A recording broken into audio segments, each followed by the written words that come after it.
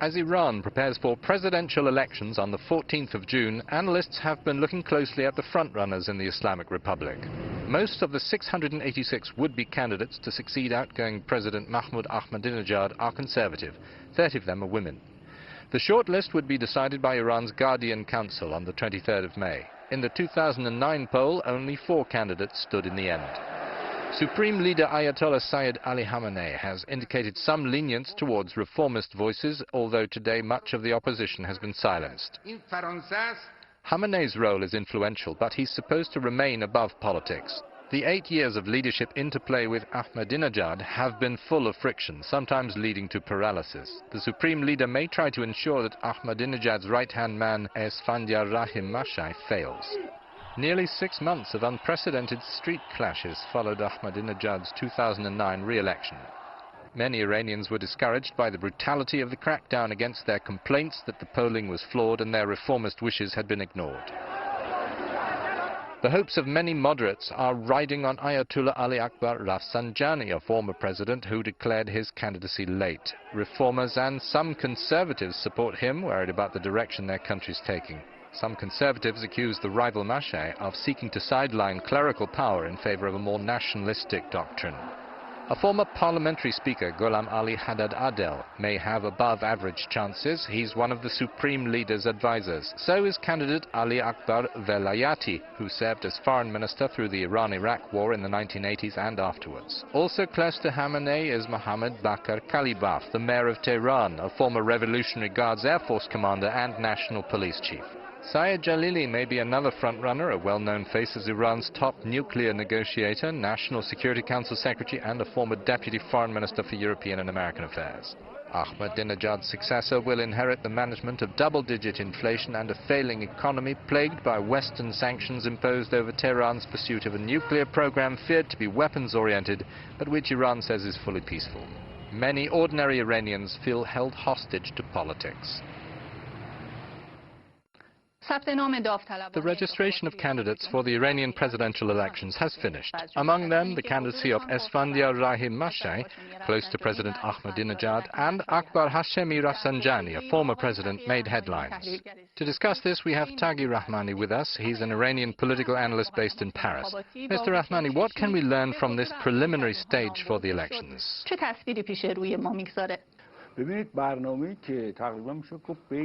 plan by the Supreme Leader and those close to him is to hold an election where a reformist candidate is presented but is weak. The two dominant streams close to the leader are the decision-making military and the core hardliners. They occupy front-row seats in the household of power. They want a candidate who is unable to attract many votes. They want someone who could be present at a lower level of the establishment just to add to the total voter turnout and enhance the election process. On the other hand, they put a lot of pressure on Ahmadinejad so that Mashaei would not be a candidate. They hoped that someone else would replace him. Rafsanjani and Mashaei being in the race challenges the plan by the leadership household. When Rafsanjani interferes with the leader's plan, the balance changes. This has helped the reformists.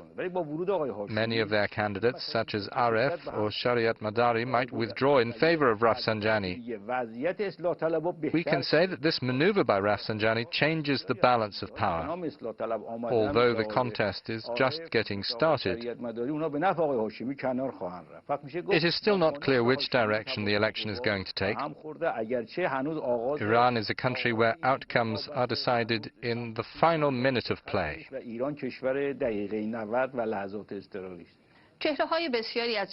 Many personalities from the Conservative front have registered to be candidates. Can we say this is a sign that the Conservatives can't come to a consensus over one person?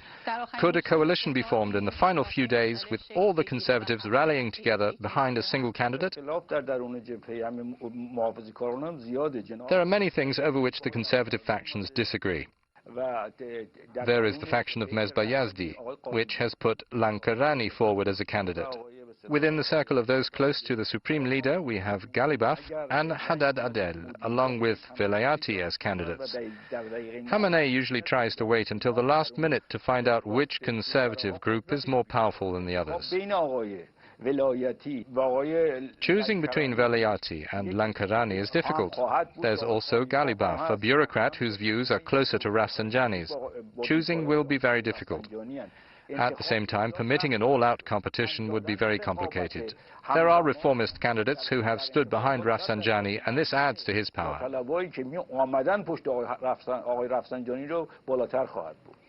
The election is to be held even though many questions remain unanswered about the 2009 elections, including killings and arrests. In addition to this, there's the current house arrest of Mir Hossein Mousavi, his wife Sarah Rahnavard, and Mehdi Karoubi. With all those things unresolved, will this election have any legitimacy?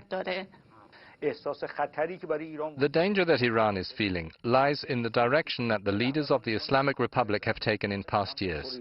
These policies risk turning Iran into a North Korea in terms of its institutions and internal management. That would mean destroying Iran's fragile civil institutions. At the moment, voting for the regime in Iran does not signify an ideological vote of brotherhood. In fact, all efforts by the reformists are aimed at not letting things get even worse. Hashemi can go ahead with the help of reformists and even with the support of civil society. Hashemi is not a savior. With all his attributes, weaknesses and strengths, Hashemi has won the attention of a section of Iran's urban population due to his opposition to the polarizing policies of the supreme leader's inner circle. He wants to change the leadership's policies and push back the military.